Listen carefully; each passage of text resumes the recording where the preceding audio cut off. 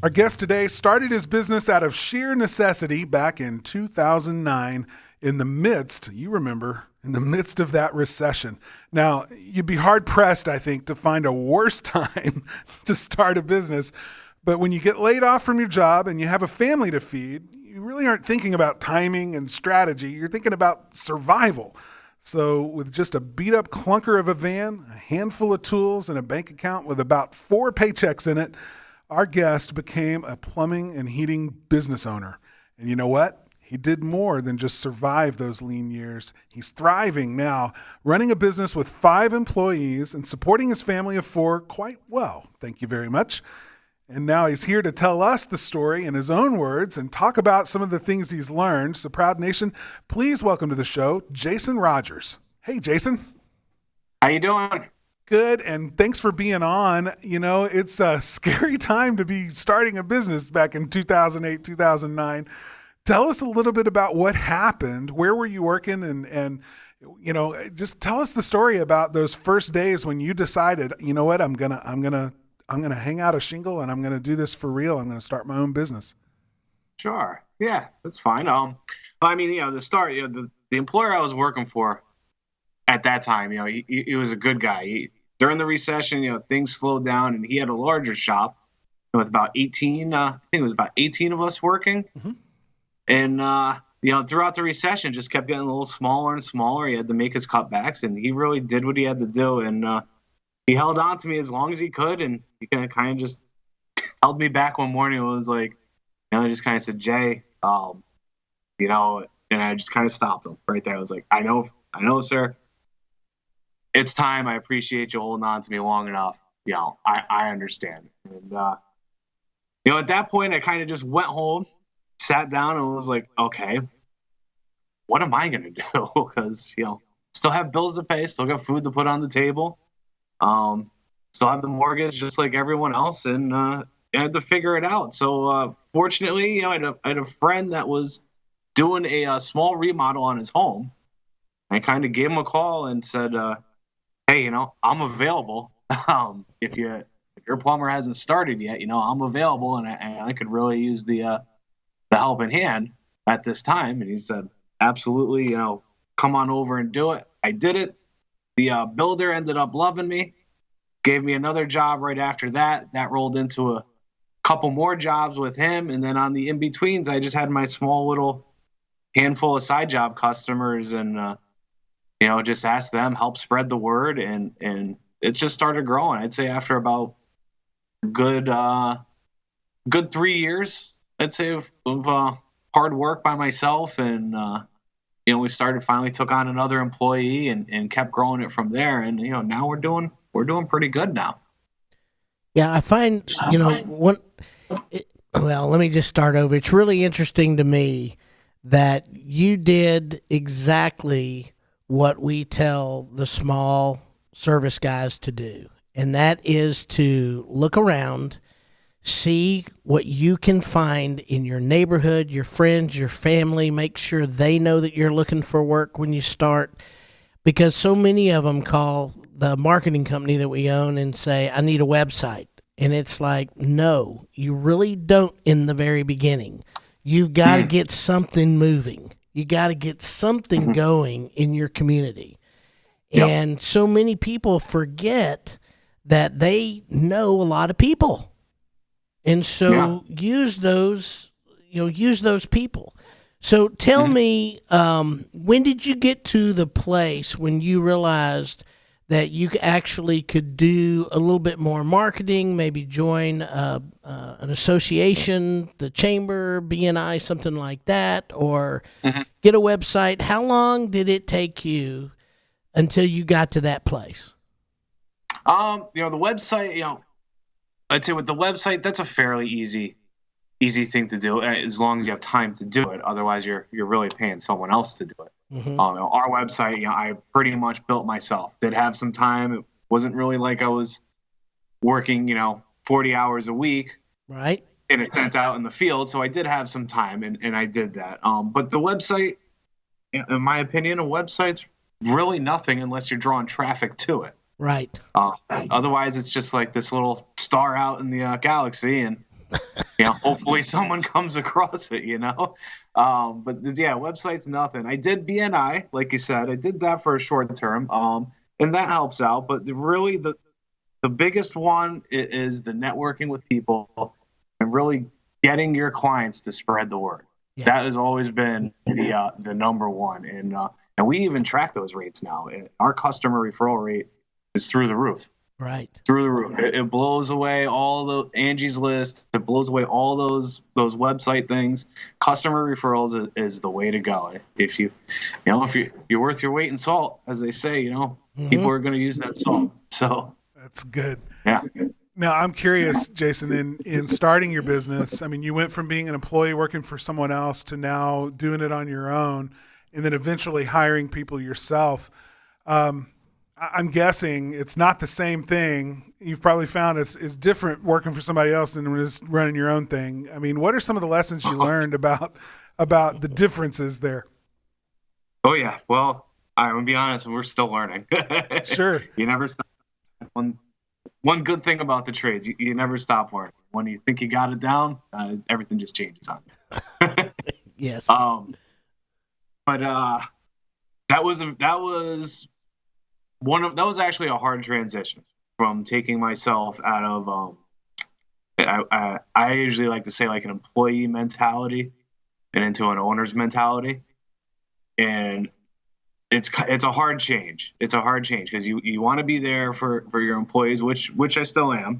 We're there for our employees and we do everything we possibly can do, but the business still needs to run, and you got to be able to kind of see what's working, see what's not working, because in a sense, your employees are looking up to you so they can do the same that I did, back in 2009. They have to pay their bills and feed their families. So it's a balance, definitely a balance. And it's a hard thing to kind of transfer over from being an employee for, I was good 20 years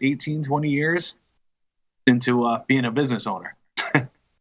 It is different. It's a whole different set of objectives and things you got to think about. It's you're like you said, the business has still got to run.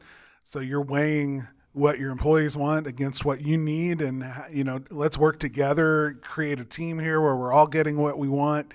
All of those are challenges.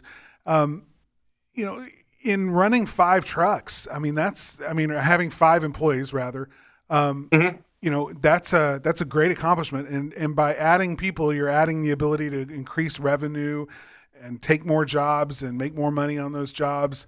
All of those are the objectives of a company that's growing. What's been the most exciting part for you in that journey of hiring people? And, have there been parts of that are exciting to you? Yeah, I always say like being the business owner, it's like you ever play blackjack? Oh yeah, guys. Mm-hmm. Yeah, it's like a roller coaster. Couple shoes you're up, a bunch of shoes you're low, and you're kind of up and down, up and down. It's almost, I can almost relate it to that in a sense. It's like 1 minute you're real high on the hog and everything's going great, and then you get the little tough spots here and there. And the exciting part is when you navigate through those tough spots and you get through them. And you kind of just sit back and take a look, and it's like, oh wow, that was a real difficult situation we were in. No matter what the situation may be, and you see how you got through it, and you take it in, and that's usually the big excitement for me.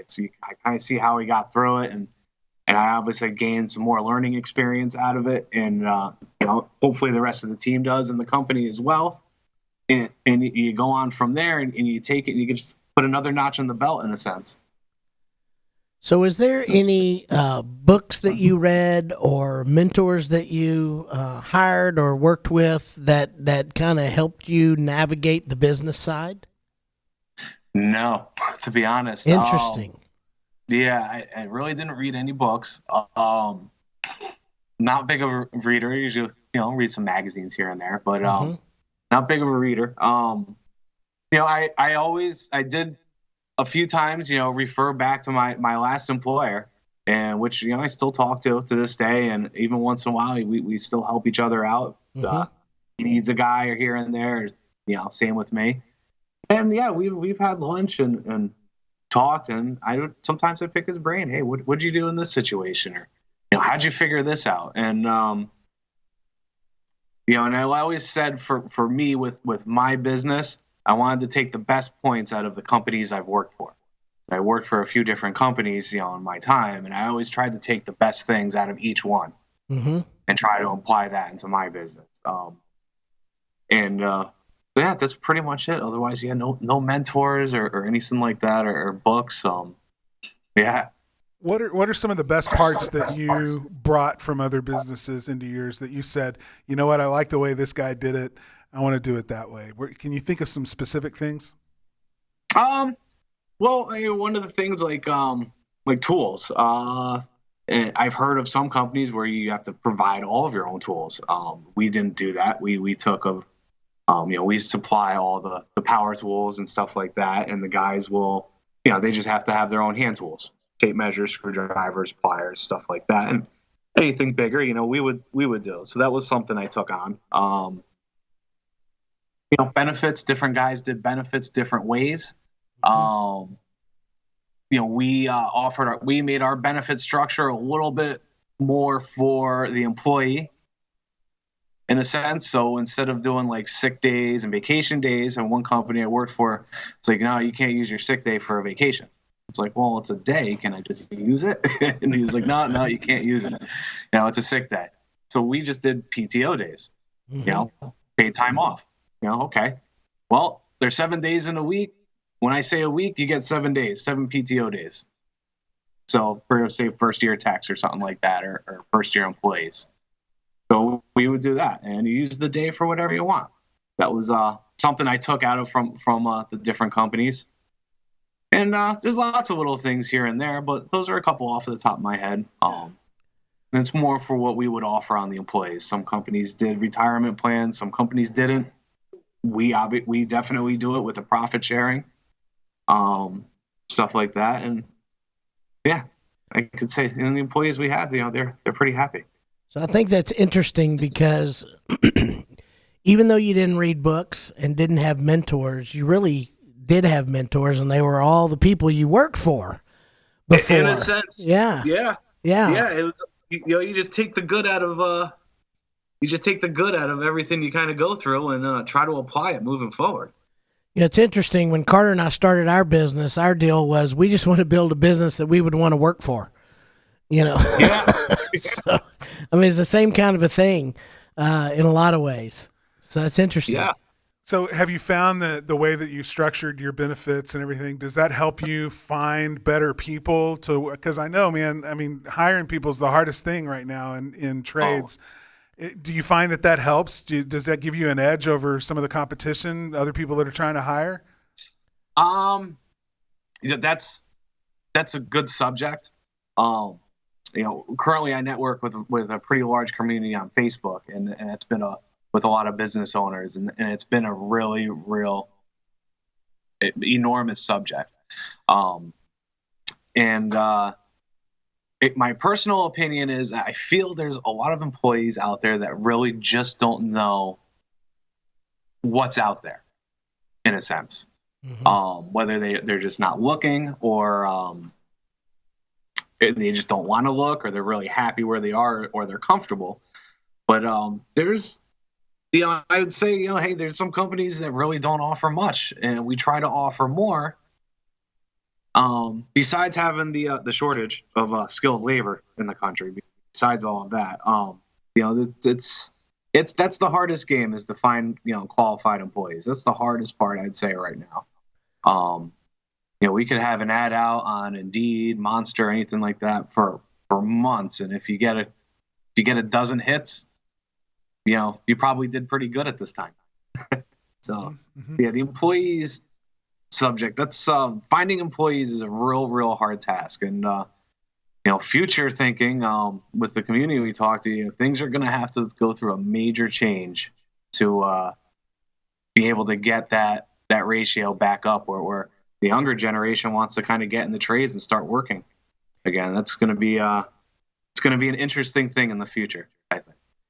Yeah, it's interesting. We find that there's a lot of companies now that are starting to implement really detailed training so that they Yeah. can take an unskilled worker and turn them into a skilled worker. So they're hiring more for culture, and then training them. Do you do anything like that?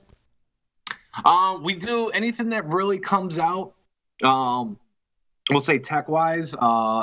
Anything that's coming out that's new, or any sort of classes that our vendors will be having.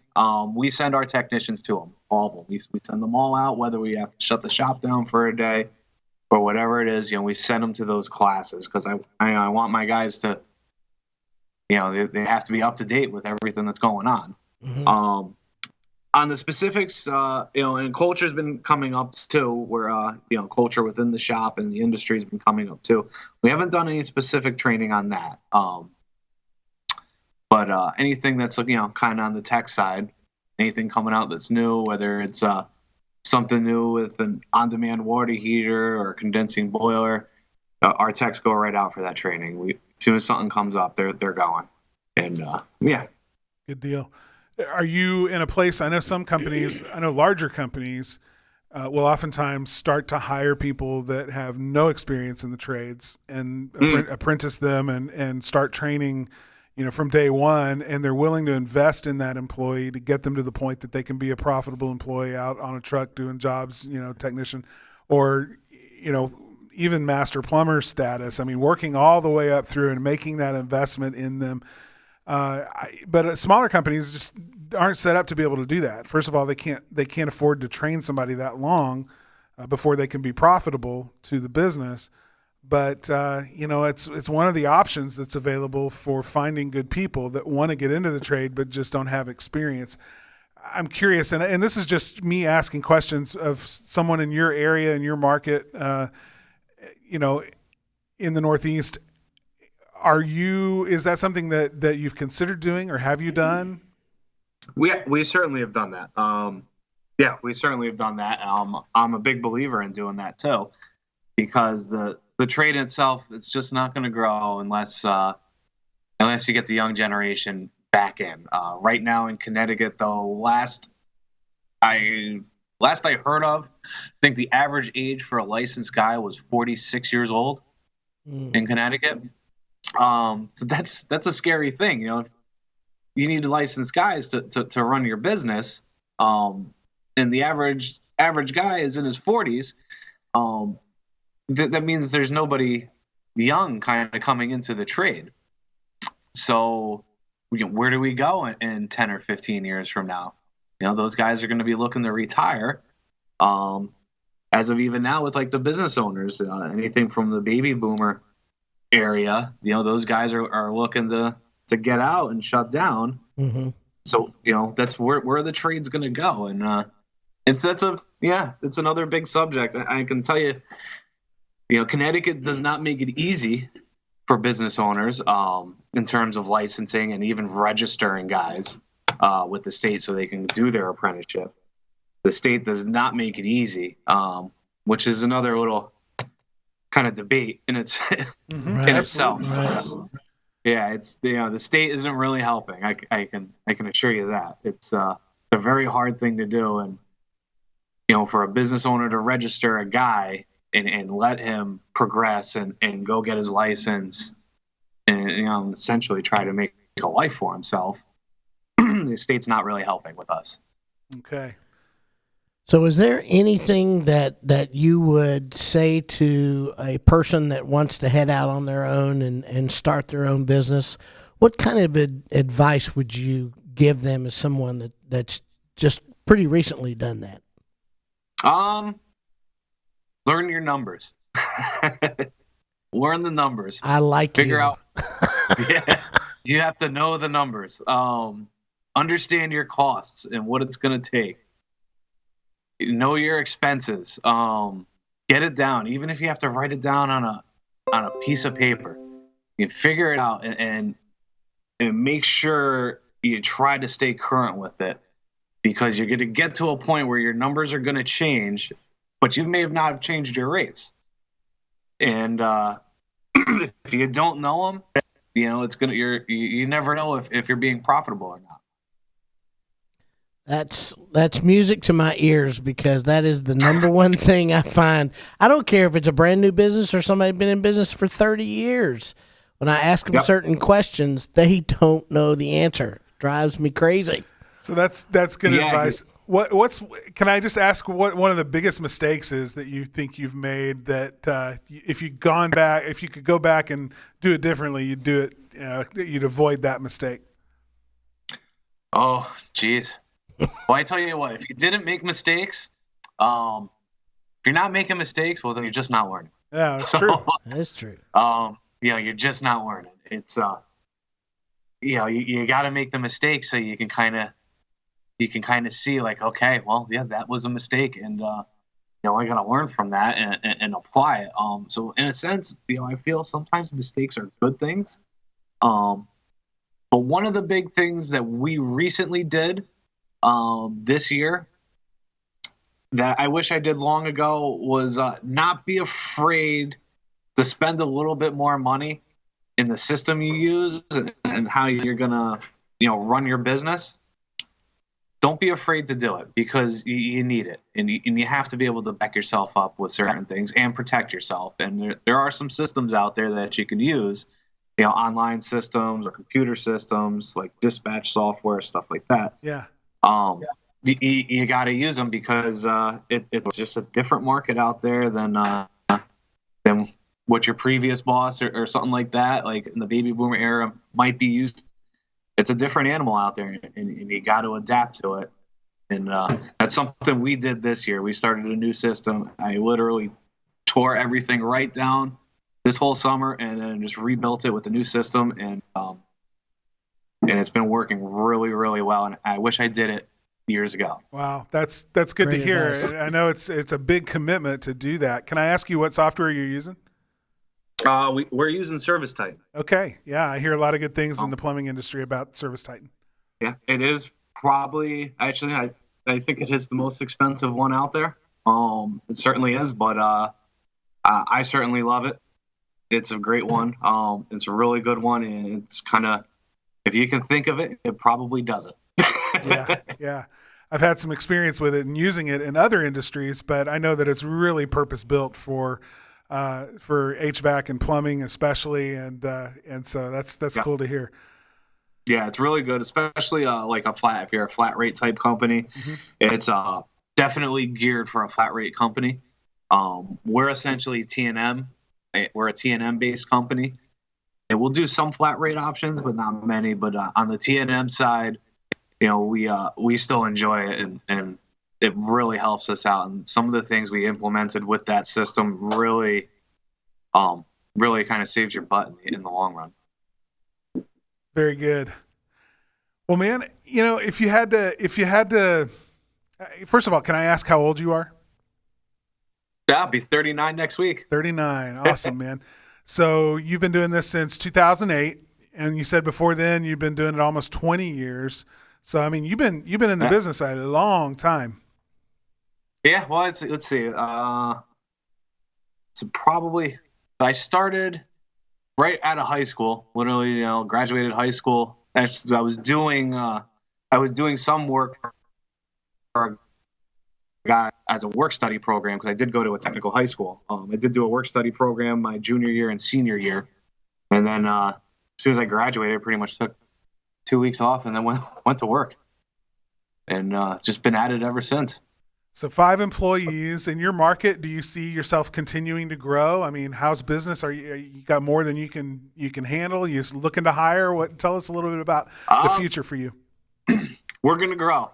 We're gonna continue growing. We're gonna stay on the and keep my ear to the ground, and stay on a hard pace. We want to kind of charge forward, grow. I'd like to get at least to I'd like to add about another 2 more guys before the end of 2018. Definitely want to get into that. Definitely break the $1 million gross bar. Yeah. trying to break that one. Trying to break it. Definitely want to get there. Those are some of the goals for 2018. Probably gonna get definitely get another truck on the road. Right, like I said before, currently we're running 3. Definitely gonna get another one. going. So yeah, it's we're gonna keep pushing. That's good, man. It's We're gonna push hard. you're at that revenue level where, breaking $1 million is a tough level to break, but once you break through it, that's generally when things start to get a little bit easier. So, not just for you, but as a business, you start picking up even more momentum. But it's a ceiling, and it's for whatever reason, we see this in other businesses. When you're at that 3-truck level, it can sometimes be harder, but you get to about 5 trucks and it starts getting easier. So keep pushing. I mean, keep, it may get a little harder before it gets easier, but you know where you're headed. And if you know what you're going for, then you're going to see some of those fruits and those benefits. So that's exciting. And that's the good thing. That's the good thing about knowing your numbers, because then you can start projecting. Yes. And you start figuring it out. It's like, all right, well, hey, you add a couple more and then these things start dropping. And, you can start projecting and figure out where you want to go and how you're going to get there. And then, of course, you got to get there. Yep. So Awesome. since 2009, starting your own business to today and having 5 employees, would you ever consider going back and working for somebody else? No. I don't think so. Yeah. No, I don't think I would. It's once you get the taste of it, you kind of don't want to let go. I hear you, man. I hear you. It's like, it's as hard as it can be, and trust me, there's some times where a lot of business owners relate. There's some times you're gonna sit down and be like, what am I doing? Why am I even doing this? And you're gonna get beat a couple times or stuff like that, and those things happen. Not gonna happen to us anymore, not with our new system. But those things happen, and you kind of sit back and you're like, what the hell am I doing? But you push through them, you learn from it, you figure out the mistakes you made, apply it, and move forward, and then things usually get better. That's awesome. Jason Rogers, it's been great talking to you today. I'm curious if someone wanted to call you and just chat and talk business and talk shop, what's the best way for them to get a hold of you? Shoot me an email, definitely. Shoot me an email to start. Okay. What's your email address? It's the business name, JNR Plumbing LLC @gmail.com. Or they can go to our website, www.jnrplumbing. Always leave a message on there or something like that too. Awesome.